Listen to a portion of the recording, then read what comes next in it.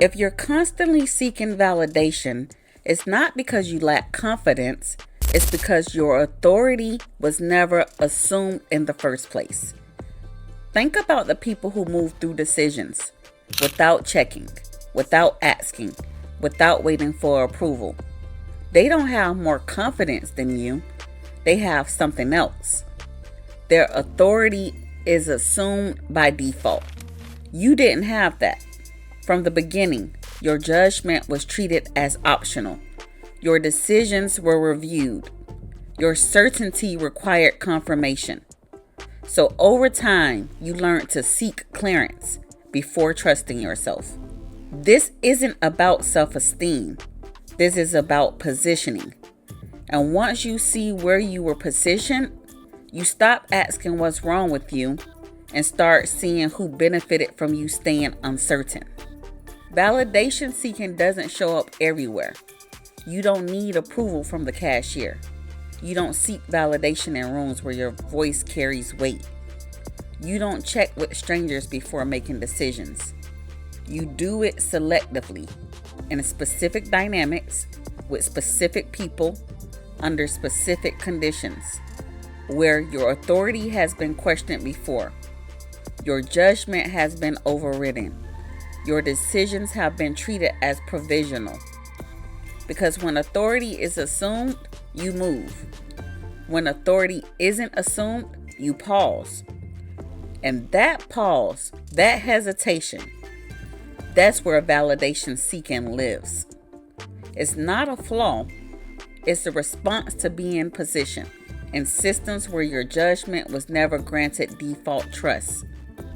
And when default trust is missing, every decision requires confirmation. That's how leverage operates. Validation seeking isn't reassurance. It's a clearance system. Think of authority like security access.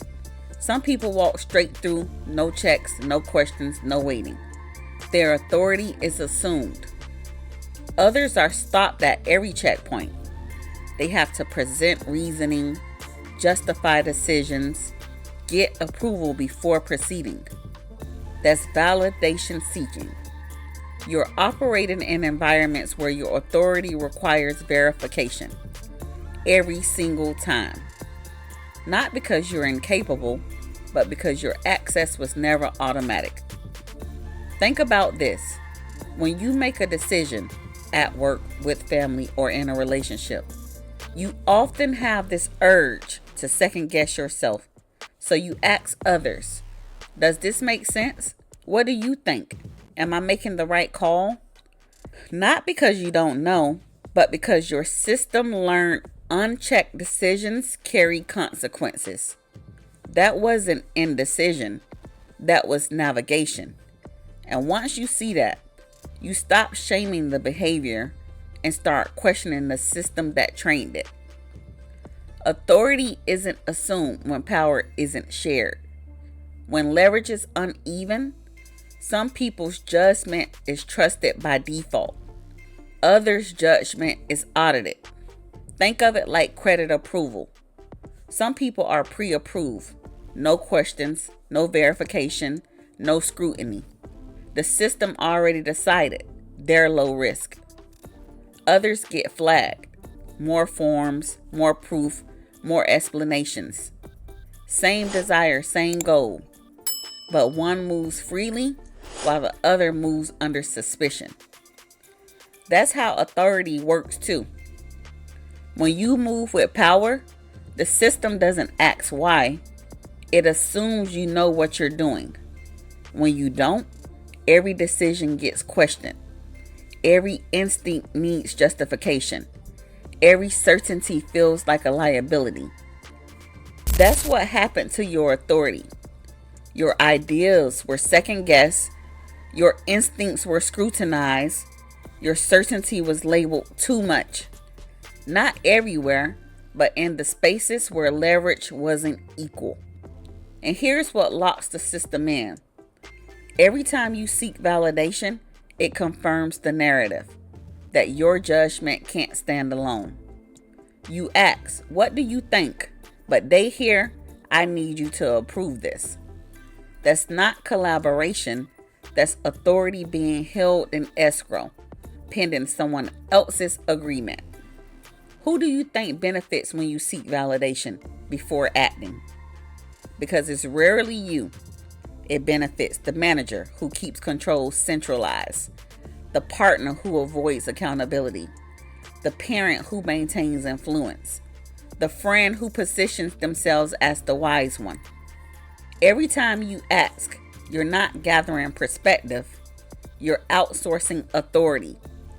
And whoever holds your authority controls your timing, your confidence, and your follow-through. Here's the quiet part. They don't need to tell you what to do. They just need to slow you down. Because the person who decides when you move has more power than the person moving. That's how leverage compounds without ever being announced. Now, this is going to be uncomfortable, but you didn't experience a system where your authority wasn't assumed. You learned how to function inside it. And this is how participation actually showed up. You softened decisions before anyone objected. You explained yourself before anyone asked. You framed choices as flexible instead of final. You delayed action so others could weigh in. You weren't unsure. You were managing friction before it could surface. You thought you were being collaborative, but you were actually observing the tension. So the system didn't have to change. That's how imbalanced systems survive. Not through force, but through accommodation. And the moment you stop accommodating, the system has to reveal itself. That's why reactions intensify when you stop checking. What you removed wasn't politeness, it was access. So let me ask you, have you ever asked for input on something you already knew the answer to? Drop a black heart emoji in the comments below if you know exactly what I mean. That difference isn't about your capability. It's about where your authority was assumed and where it never was.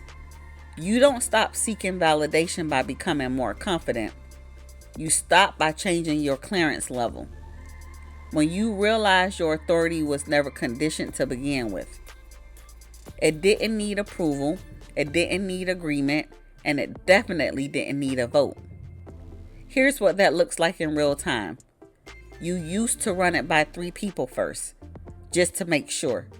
But not anymore. Now you decide, and people can take it or leave it. You used to second guess and agree, saying things like, maybe you're right, I should rethink it. Now you say, I've decided, and you let them sit in the finality.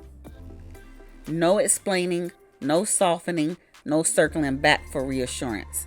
And I promise you this, the moment you stop treating your judgment like it needs a cosigner, you enter a completely different playing field.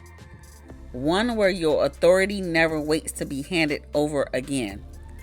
It operates from position, not permission. This is where the illusion breaks.